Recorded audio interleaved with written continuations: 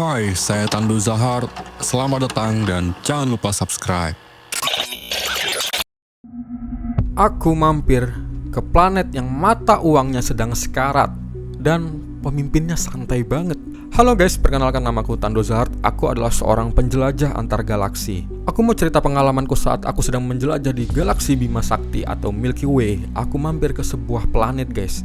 Planet ini punya mata uang yang dalam 1 tahun terakhir melemah hampir 8,4%. Wow, dalam beberapa minggu terakhir nilai tukarnya sempat menembus level tertinggi yang belum pernah terjadi dalam beberapa tahun terakhir. Bank sentral mereka sudah menaikkan suku bunga 3 kali dalam kurang dari 2 bulan. Dan ratusan ribu warganya turun ke jalan. Tapi pemimpinnya malah bilang fundamentalnya kuat, tenang aja. Wow, selamat datang di laporan perjalanan Tandu Zahar episode hari ini. Planet yang mata uangnya sedang sekarat dan entah kenapa tidak ada yang panik di istana.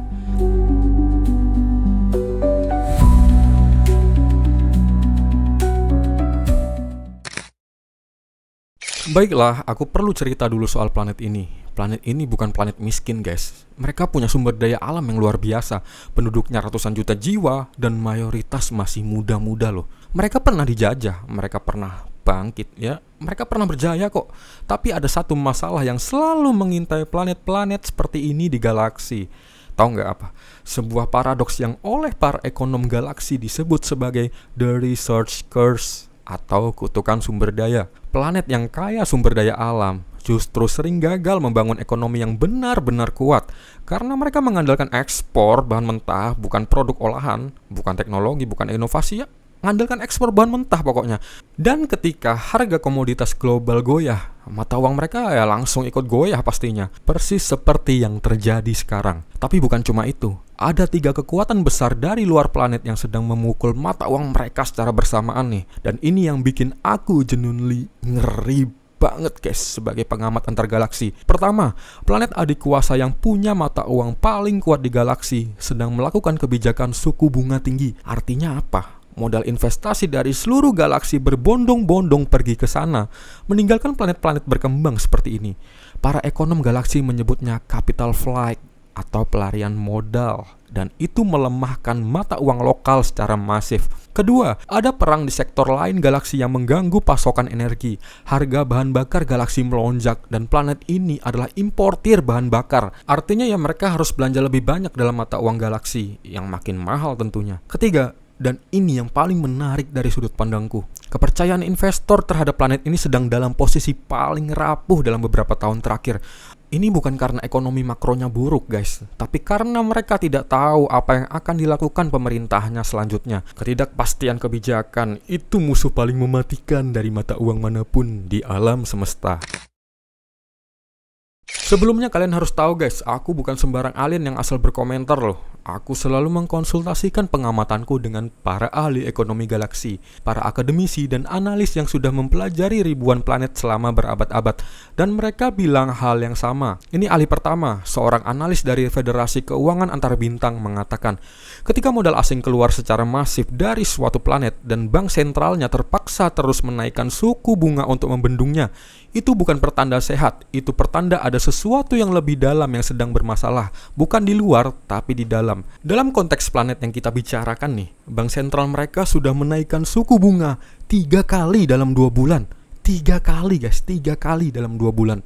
Tujuannya agar investornya mau tetap menaruh uang di sana. Tapi efek sampingnya apa? Biaya pinjaman bagi warga dan dunia usaha makin mahal. Ekonomi domestik melambat guys. Mereka memilih antara 2 hal yang sama-sama racun. Ahli kedua nih, seorang profesor ekonomi pembangunan dari Universitas Antar Galaksi terkemuka, pernah menulis sebuah prinsip yang sangat terkenal. Mata uang yang jatuh bukan sekedar angka di layar, ia adalah cermin dari kepercayaan kolektif seluruh warga dan investor terhadap masa depan suatu planet.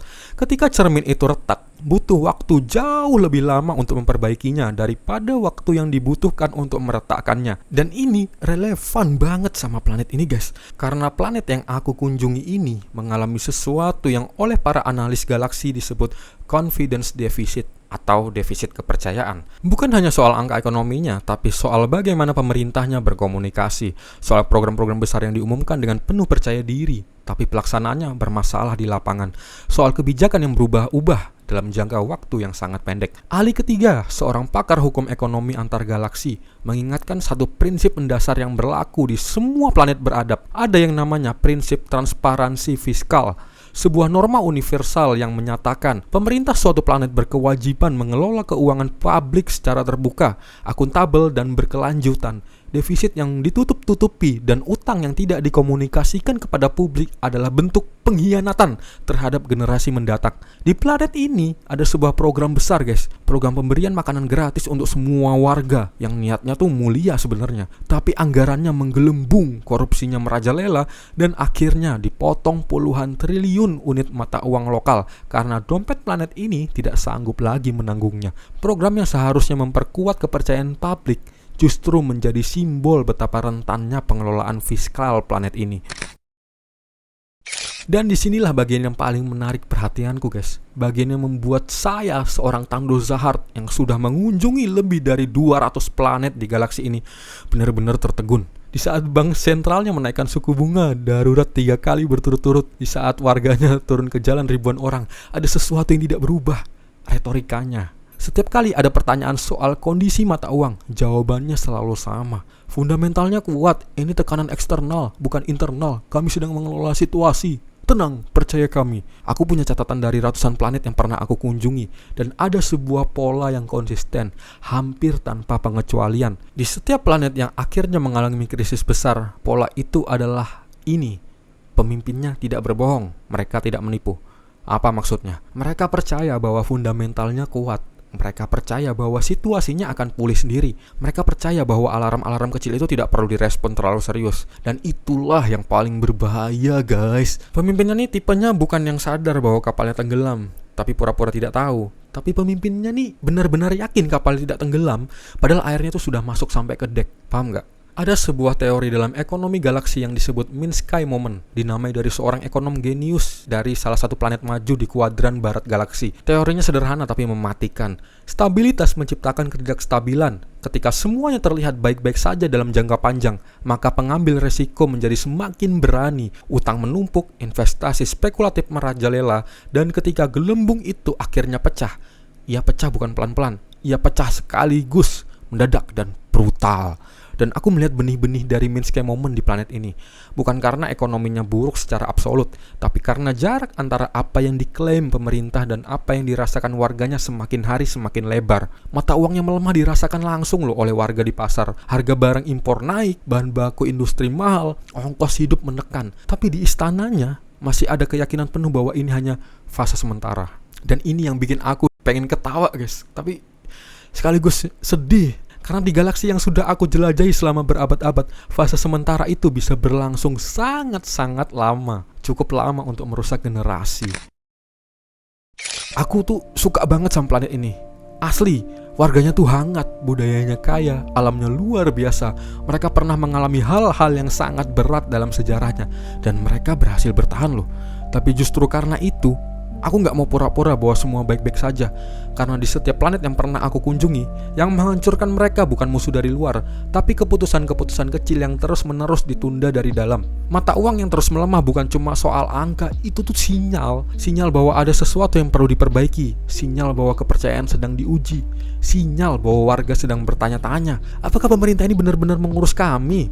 Dan jawaban atas pertanyaan itu tidak datang dari pidato, gak datang dari konferensi pers, gak datang dari pernyataan bahwa fundamentalnya kuat. Jawaban itu datang dari satu hal saja, tindakan nyata, konsisten, dan transparan. Ya itu tadi kisahku, guys. Sembari aku ninggalkan planet itu, aku punya pesan. Aku meninggalkan suatu catatan kecil di log perjalananku. Planet ini memiliki semua modal untuk bangkit. Yang mereka butuhkan bukan sumber daya lebih banyak. Yang mereka butuhkan adalah pemimpin yang berani mengakui masalah sebelum masalah itu yang mengakui mereka. Aku Tando Zahard, seorang alien yang suka mampir ke planet-planet yang sedang dalam kondisi menarik. Dan planet ini sangat-sangat menarik. Sampai jumpa di episode berikutnya. Ciao.